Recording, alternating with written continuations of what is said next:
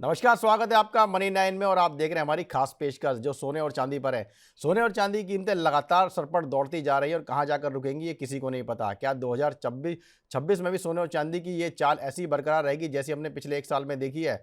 क्या चांदी के अंदर सोने और चांदी में निवेश का सही समय है? क्या कॉपर अगली चांदी बनेगी? ऐसे कई तरीके के सवाल जो है हमारे निवेशकों के मन में भी आ रहे हैं। उन सभी पर बात करने के लिए हमारे साथ 2 बेहद खास एक्सपर्ट हमारे साथ जुड़ चुके हैं। हमारे साथ केडिया एडवाइजरी के director and research head Ajay Kedia ji जुड़ चुके हैं। इसके अलावा commodity market expert Anuj Gupta ji हमारे साथ जुड़ चुके हैं।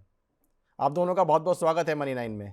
जी सर, सबसे बड़ा जो जो सवाल है निवेशकों के मन में, वो यही है कि जिस तरीके से सोने ने जिस तरीके का रिटर्न पिछले 1 साल में दिया और लगातार अभी भी दे भी रहा है।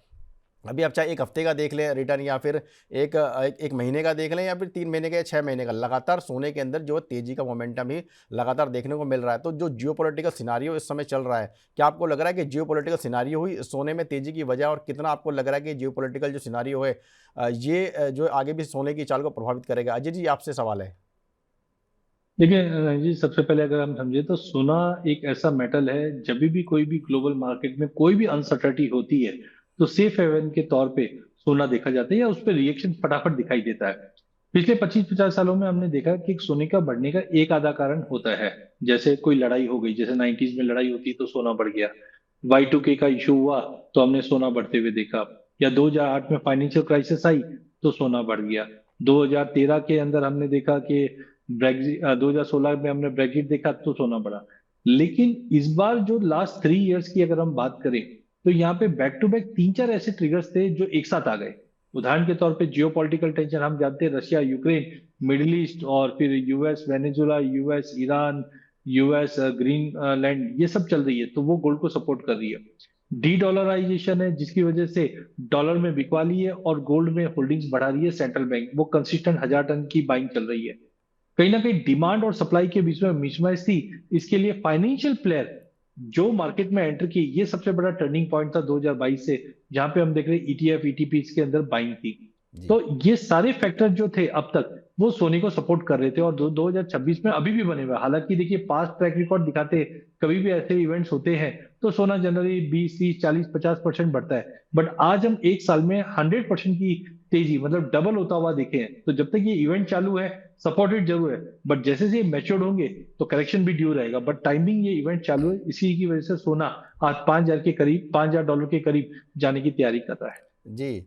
अनुज जी आपसे सवाल है, जियोपॉलिटिकल टेंशन तो बढ़ रही है लेकिन आज एक बड़ी खबर भी आई कि रूस और यूक्रेन के बीच में जो है बातचीत आज शुरू होगी और इसमें जो है यूएस के जो राष्ट्रपति ट्रंप वो बीच में मध्यस्थता कर रहे हैं। अगर इससे कुछ पॉजिटिव निकल करके आता है तो क्या लग रहा है कि सोने की कीमतों में करेक्शन देखने को मिल सकता है?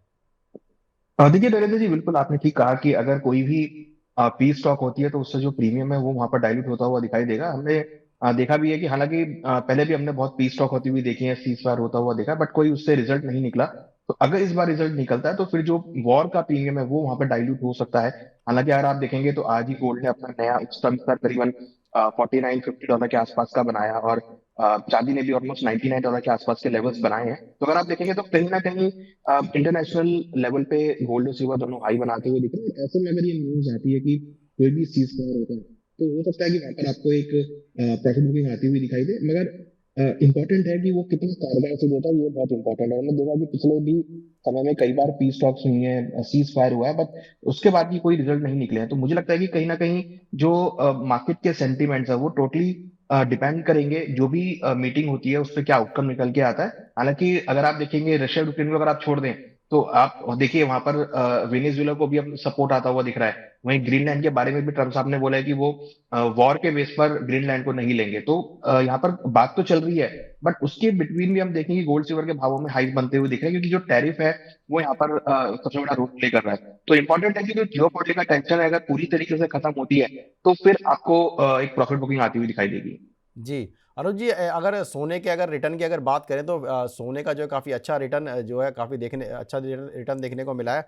अगर हम इसके ओवरऑल अगर 1 हफ्ते का रिटर्न देखें तो तकरीबन 11% का रिटर्न और 1 महीने का तकरीबन 14.5% और 3 महीने में भी 28% का रिटर्न है और 6 महीने में तकरीबन 62% और एक साल में तो तकरीबन तकरीबन 100% के आसपास ही आप मान लीजिए 100% का रिटर्न ही सोने ने दिया है। तो सोने का जो आउटलुक है 2026 का, अगर मैं बात करूँ तो 2026 के आखिर में आपको सोना कहाँ जाता हुआ लग रहा है? अगर मैं अभी एमसीएक्स पर भाव भी देख रहा था, तो उसमें जो मुझे अगस्त का जो फ्यूचर है वो तकरीबन 1,75,000 के आसपास मुझे सोने का भाव दिख रहा है। तो क्या लग रहा है कि इस भाव पर पहुँच जाएगा सोना 2026 के आखिर तक, या इसको भी क्रॉस करता हुआ नजर आएगा? देखिए, फिलहाल तो हमें लगता है कि $5,000 जो है काफी इंपॉर्टेंट एक साइकोलॉजिकल लेवल भी रहेगा, और सब उसको वेट भी कर रहे हैं। और हमने देखा है कि कहीं ना कहीं जो गोल्ड सिल्वर रेशियो है वो भी यहाँ पे बहुत बड़ा रोल प्ले कर रही है।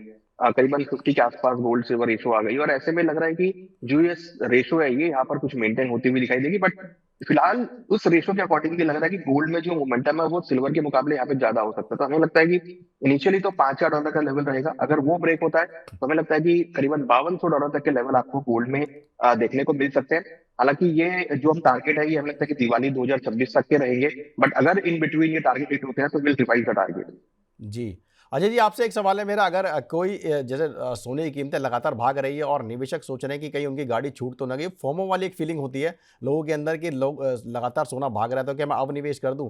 अगर आप निवेश की राय देंगे तो क्या फिजिकल गोल्ड या ईटीएफ, किस में आप निवेश की राय देंगे? लेकिन रंजन जी, पहले आपको समझना पड़ेगा, जब आप निवेश की बात करते हैं तो उसके लिए हमें एक एनालिसिस करना पड़ता है कि मेरा रिस्क क्या है, मेरा रिवॉर्ड क्या है। तो जनरली कोई भी एसेट क्लास के लिए कुछ बैलेंस शीट्स होती है या कुछ फैक्टर्स होते हैं, उसको देखकर हम लोग ये एनालिसिस करते हैं। जैसे अनुज ने भी कहा कि $5,000 के करीब ट्रेड कर रहा है। अगर यहाँ पे अगर वर्ड इसलिए इंपॉर्टेंट हो जाता है क्योंकि आज 100% जो अभी आपकी स्क्रीन पे दिख रहा है कि साल भर में सोना डबल हो चुका है।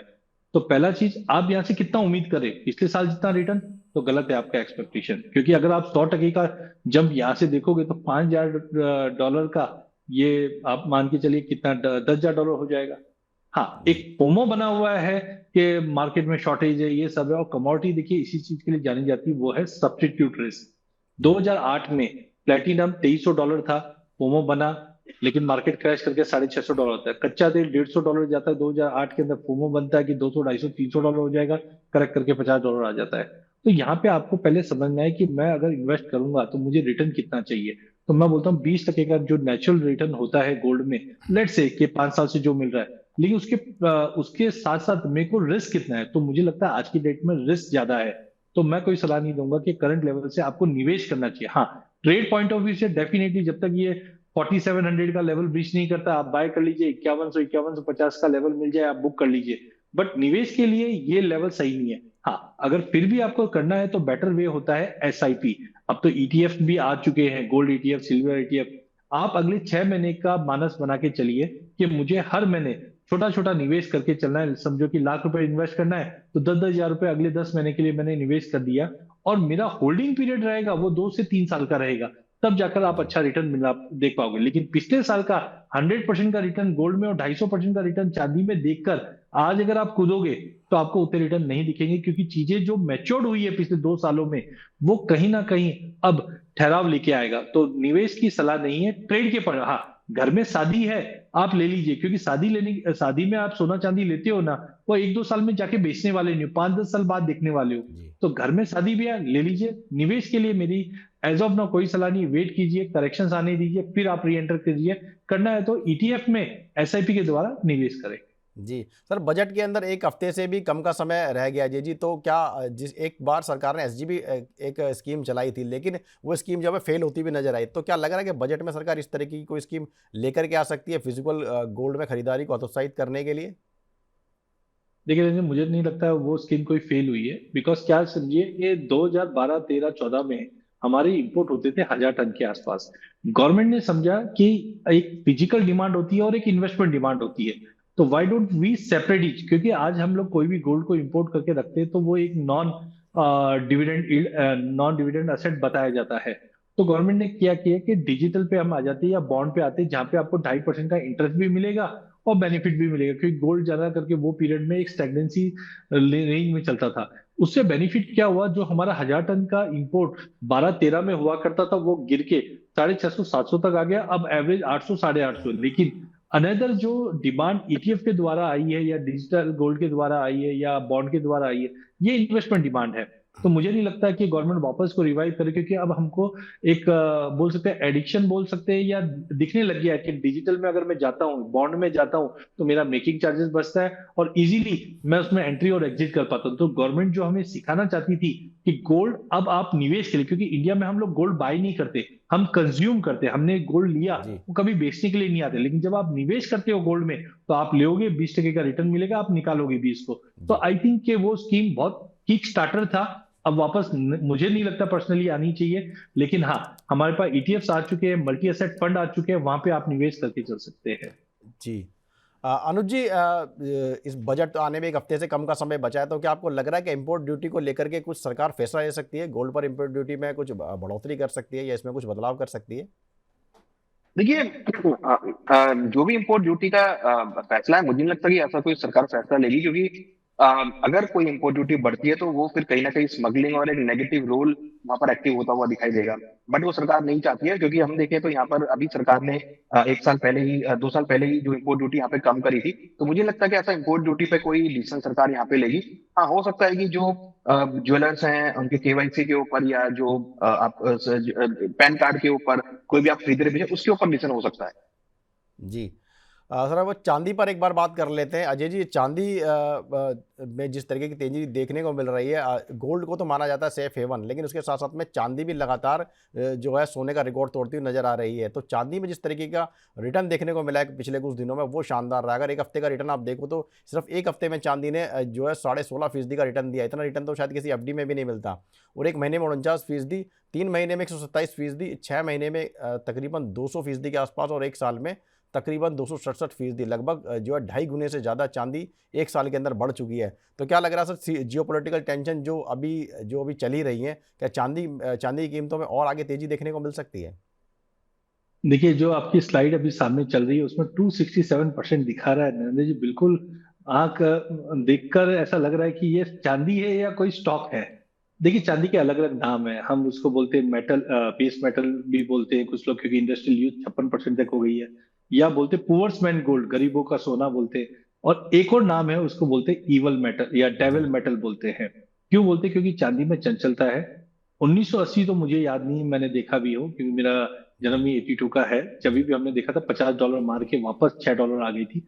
लेकिन जी, 2011 में भी हमने देखा, जब अप्रैल 2011 में चांदी 75,000 आई थी, तब हवा बनी थी कि लाख हो जाएगी, 1.5 लाख हो जाएगी, और फिर हमने करेक्शन देखा।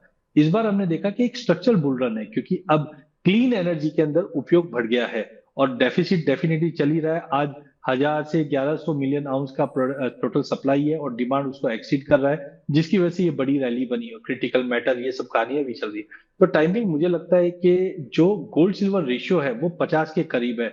जब ये 80 90 100 के करीब रहती थी, तो हम बोलते थे चांदी बहुत ही ज्यादा अंडर परफॉर्मिंग है, इसलिए वैल्यू दिखेगी। बट आज 50 पे ये रेशियो जो दिखा रहा है, ये बता रहा है कि चांदी अब फेयरली वैल्यूड हो चुकी है। तो करंट लेवल से मुझे नहीं लगता है कि अगेन आप 250% की तेजी के चलते आज निवेश करोगे, अगले साल भी आपको 250 मिल जाएगा, डाउटफुल है। क्योंकि ये बहुत ही एक्सट्रीम कंडीशंस में आती है, जब स्टॉक टू यूज रेशियो में एडवर्सनेस दिखती है। तो यहां से एक टाइम करेक्शन और एक करेक्शन रिक्वायर्ड है, और चांदी अपने करेक्शन के लिए जानी जाती है। हमने 2011 में भी चांदी में करीबन 40% का करेक्शन देखा था।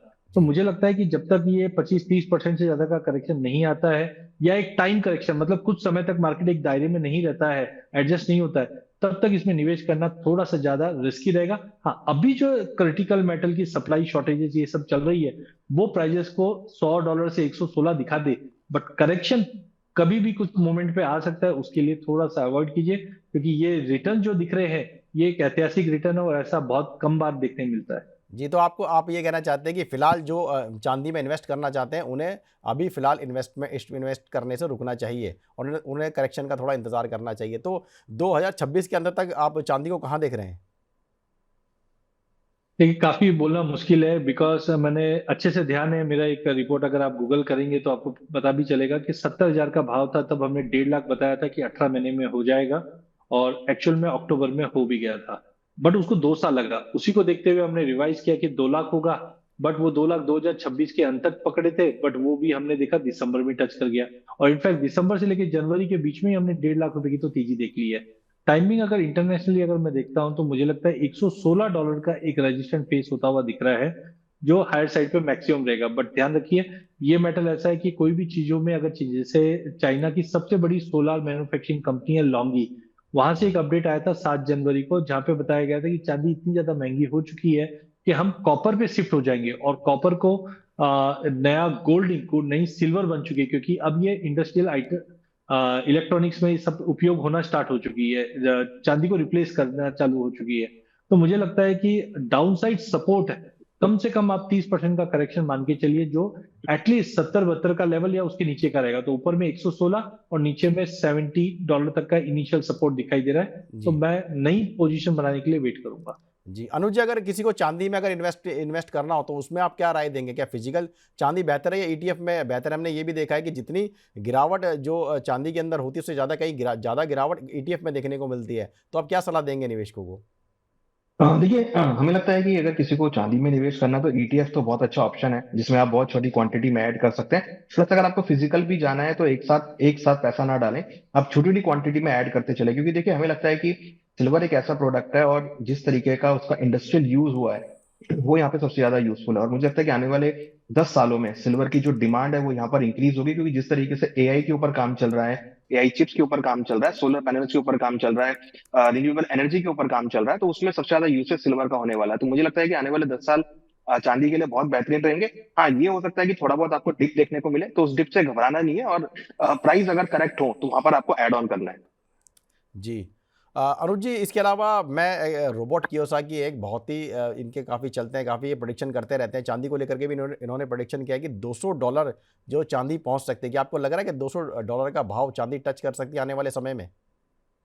हाँ, देखिए बिल्कुल कोई दो राय नहीं है। अगर आप प्राइस का हिस्टोरिकली देखेंगे तो सन 1970 से 1980 के बीच में करीबन 800% इंक्रीज हुई थी। सन 2000 से लेकर सन 2020 के बीच में करीबन 500% इंक्रीज हुई है। तो अभी तो अगर आप 2020 से लेकर अभी तक देखेंगे तो केवल ये 300% के आसपास इंक्रीज हुई है। तो अभी रूम इसमें बाकी है। तो अभी 5 साल भी इन हैंड है और रूम भी यहाँ पे बाकी है। तो मेरा मुझे लगता है कि 200% जाना कोई बड़ी बात नहीं है इसके लिए। जिस तरीके का मोमेंटम है वो यहाँ पर कंटिन्यू होगा। बट हाँ, ये जो $200 का है ये टाइम ले सकता है। अभी आप ये मत समझिए कि भाई जैसे 1.5 लाख रुपए वो एक महीने में बढ़ गया तो आने वाले डेढ़ डेढ़ लाख जो वो आने वाले साल में 2 महीने में बढ़ जाएंगे। वो टाइम ले सकता है, बट मेरा ये मानना है कि 2030 तक अगर आप देखेंगे तो डेफिनेटली वो आपको $200 जाती हुई दिखाई देगी। जी अनुज जी, मेरा एक सवाल ये बजट को लेकर के भी है। बजट क्योंकि आने वाला है इसलिए बजट पर बात करनी बहुत जी। जरूरी है। जिस तरीके से चांदी के रेट लगातार भाग रहे हैं और क्या इन्वेस्टर्स को सेव करने के लिए, बचाने के लिए, सेफगार्ड करने के लिए सरकार चांदी को लेकर के भी क्या कोई लग रहा है आपको नियम ला सकती है? देखिए, एक तो सबसे बड़ी बात कि दोनों एसेंशियल कमोडिटी में नहीं है। दोनों जो है एक लग्जरी कमोडिटीज में है। मुझे नहीं लगता कि सरकार कोई ऐसा स्टेप लेगी, क्योंकि कहीं ना कहीं ये इंडिया में नया प्रोडक्ट नहीं है। देखिए, प्राइस में जरूर वॉलेटिलिटी है, but it is a very old product. पुराने जमाने में भी लोग सोना चांदी होल्ड करते थे और ये हमेशा से ही रहा है। तो मुझे नहीं लगता कि सरकार को यहाँ पर ऐसा कोई स्ट्रॉन्ग जो है स्टेप लेगी। यहाँ पर मुझे लगता है कि जो सरकार है यहाँ पर एक पॉजिटिव स्टेप ही लेगी, और कहीं ना कहीं मुझे लगता है कि उससे हो सकता है कि मार्केट में आपको सपोर्ट आता हुआ दिखाई देगा। जी, अब एक बार कॉपर पर बात कर लेते हैं, क्योंकि सोना चांदी तो भाग ही रहे हैं और सबकी नज़र भी सोने और चांदी पर है, लेकिन कॉपर भी उतनी तेज़ी से भागता हुआ नज़र आ रहा है। कॉपर के अंदर अच्छी खासी तेज़ी पिछले कुछ समय में देखने को मिली है। एक हफ्ते में कॉपर तकरीबन 2% का रिटर्न, एक महीने में तकरीबन 12%, यानी कि एफडी से ज़्यादा रिटर्न एक महीने में कॉपर दे चुका है। 3 महीने में 32% और 6 महीने में 46.5% के आसपास कॉपर का रिटर्न है। वही एक साल में 58% का रिटर्न कॉपर में देखने को मिला है। अजय जी, क्या लग रहा है आपको, कॉपर जो अगला सिल्वर बनने की राह पर चल पड़ा? एक बार वेदांता के जो चेयरमैन अनिल अनिल अग्रवाल, उन्होंने भी कहा था कि कॉपर जो अगला चांदी बन सकता है। देखिए राजेश जी, मुझे लगता है कि copper is a new gold. थोड़ा सा चेंज लगता है मुझे। जी डेफिनेटली गोल्ड तो है ही कलर के हिसाब से, बट मुझे लगता है copper is a new silver return के पॉइंट ऑफ व्यू से। बिकॉज जो चांदी को रिप्लेस कर सकता है वो कॉपर में गुण है, पहला चीज। दूसरा, कॉपर की अगर आप डेमोग्राफी देखेंगे तो हमने देखा सप्लाई साइड, क्योंकि देखिए अल्टीमेटली चांदी की डायरेक्ट माइंस नहीं है, ये कॉपर और जिंक के बाय प्रोडक्ट्स के थ्रू आती है। तो कॉपर के काफी माइंस के अंदर कैपेक्स बढ़े नहीं है पिछले 5 सालों में, कॉस्ट ज्यादा बढ़ी हुई है। और अभी हमने रिसेंटली देखा इंडोनेशिया, चिली, यहाँ पे भी लेबर अनरेस्ट ये सब चल रहे हैं, तो सप्लाई में बड़ा कोई जम नहीं है। सेकेंडली यूज केस, जैसे ईवीज है, जैसे हम चांदी की बात करें वैसे कॉपर में भी पहले 16% का उपयोग होता था ट्रेडिशनल कार में, अब 62% होता है। तो मुझे लगता है कि copper is a new silver. और अभी तक हमने देखा पिछले एक साल में 58% का ही रिटर्न बढ़ा है। एज ऑफ नाउ मुझे लगता है ये साल हम ऊपर में 16,000 से $16,500 LME पे आते हुए देखेंगे। जी डोमेस्टिक मार्केट पे भी मुझे लगता है 1600-1700 तक का लेवल मिलेगा, क्योंकि अब इसको इन्वेस्टमेंट के तौर पे भी देखा जा रहा है। जैसे जी चांदी को 3 साल पहले नहीं देख रहे थे इन्वेस्टमेंट के लिए, अब कॉपर को देखा जा रहा है। तो जी मुझे लगता है यस, बहुत बड़ी रैली अभी भी कॉपर में बाकी है, निवेश करना चाहिए। सर, इन्वेस्टमेंट के नज़रिए अगर देखा जाए तो आप क्या सलाह देंगे लॉन्ग टर्म 3 से 4 साल का, अगर आप कहाँ देख रहे हैं कॉपर को? देखिए, कॉपर 3-4 साल का पॉइंट ऑफ व्यू से नहीं लेना चाहिए, क्योंकि ये एक साइक्लिक चीज है। आज इकोनॉमी में आप देखिए रेट कट्स हो रहा है, इन्फ्लेशन थोड़े से ड्रॉप है और स्टेबल है।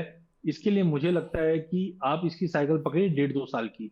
और यहाँ पे इन्वेस्टमेंट करने का देखिए, हमारे पास इंडिया में कोई ईटीएफ स्पेसिफाइड कॉपर के लिए नहीं है। इंटरनेशनल में तो मिल जाएंगे, बट डोमेस्टिक पॉइंट की बात करूँ तो हमारे पास निफ्टी ईटीएफ अवेलेबल है, या मेटल इंडेक्स अवेलेबल है, जहाँ पे आप निवेश कर सकते हैं, स्टॉक्स में कर सकते हैं, या एमसीएक्स के फ्यूचर्स अवेलेबल है जो डिलीवरी भी हो सकती है। तो जिनके क्वांटम थोड़े साइज अच्छे हैं, तो वो लोग जैसे हम लोग बैंक के पैसे के लिए हमारे पास बैंक होता है, या शेयर के लिए डीमैट होता है, वैसे ही कमोडिटी के लिए भी वेयर हाउसेस होते हैं। तो वहां पे भी आप बाय करके इन्वेस्टमेंट कर सकते हैं, या डेरिवेटिव्स में कर सकते हैं, या हिंदुस्तान कॉपर या ऐसे स्टॉक्स है जो कॉपर रिलेटेड है, उसमें भी निवेश करके चल सकते हैं। सर, किसी को एसआईपी करनी है तो क्या एसआईपी का ऑप्शन है कॉपर में? कॉपर में देखिए, जैसे मैं बता रहा हूँ, कोई ईटीएफ अवेलेबल नहीं है। जैसे अभी फॉर एग्जांपल आप जो भी आपके सेबी रजिस्टर्ड फाइनेंशियल एडवाइजर, उनकी सलाह लेकर इसमें आप निवेश करें, वो ज्यादा बेटर है। जैसे हिंदुस्तान कॉपर करके स्टॉक है, तो आपको अगर जैसे मुझे लगता है कि प्राइजेस में बड़ा जंप है, अगर लग रहा है सेम व्यू, आप एडवाइजर से सलाह लीजिए और हर महीने थोड़ा थोड़ा उसमें निवेश करके चलिए। लेकिन डायरेक्टली ईटीएफ के तौर पे नहीं है। हाँ, एमसीएक्स में अवेलेबल है, बट वो क्वांटिटी और डेरिवेटिव प्रोडक्ट है, उसको देखकर आपको निवेश करना चाहिए, बट टिकट साइज ज्यादा आता है। तो जी स्मॉलर यूनिट के लिए स्टॉक्स बेस्ट रहेंगे। जी। अब मेरा आप दोनों से एक सवाल है। अनुज जी, सबसे पहले आपसे मैं पूछता हूँ, सोना, चांदी या कॉपर 2026 में आप किस पर बैट लगाने की सलाह देंगे? देखिए डेफिनेटली सिल्वर पे ही बेट रहेगी। सिल्वर का रेशो मुझे लगता है कि थोड़ा सा होना चाहिए, बट जिस तरह गोल्ड सिल्वर रेशो अभी काफी डीप आ गया है, तो मुझे लगता है कि यहाँ पर हम थोड़ा सा पोर्टफोलियो को चेंज करेंगे। यहाँ पर मैं पहले नंबर पे गोल्ड को रखूंगा, कि गोल्ड अगर आपने पहले 40% इंक्रीज करे, तो अब आप इसको 60% अपने पोर्टफोलियो में ऐड कर सकते हैं।